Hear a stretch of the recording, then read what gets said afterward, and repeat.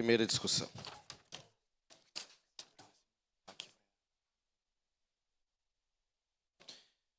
Em segunda discussão e votação, projeto de lei número 103/2024, contido no processo número 133/2024, de autoria coletiva, que institui o programa Banco do Esporte no município de Caxias do Sul e da outras providências. Relator, vereador Adriano Bressan. Ad-hoc, vereadora Rose Frigieri. Eu peço a dispensa por já ter lido terça-feira. Dispensa concedida. Obrigado, vereadora Rose. Em discussão. Peço a palavra. Com a palavra, vereadora Estela Balagim.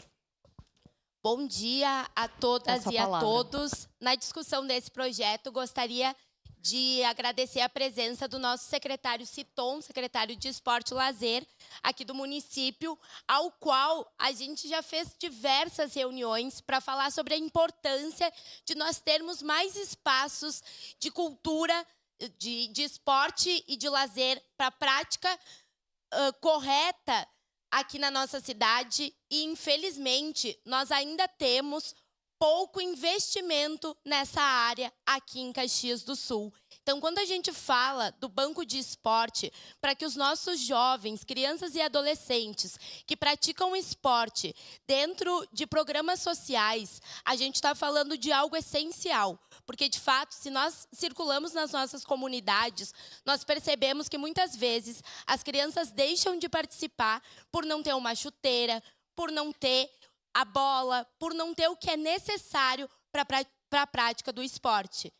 E, quando a gente fala da prática do esporte, a gente está falando da saúde, tanto física, mas, principalmente, na minha visão, a saúde mental. O esporte, ele pode salvar vidas.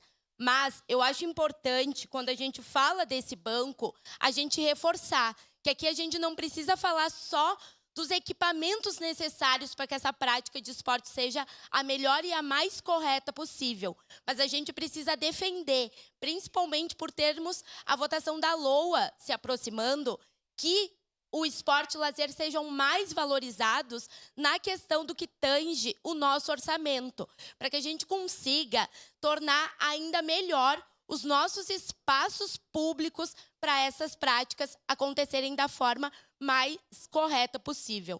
Então, é essa observação que eu gostaria de fazer, que a gente, sim, aprove, vote, porque é necessário que as nossas crianças e adolescentes tenham os equipamentos necessários, mas que a gente também reflita o quanto é necessário que a gente tenha investimento nesta secretaria, para que a gente tenha praças, para que a gente tenha locais, campos de futebol comunitário, para que esses locais sejam cada vez melhores investidos. Se a gente olha para a nossa pista de skate aqui no Parque dos Macaquinhos, faz muitos anos, faz mais de 10 anos que ela não tem uma reforma.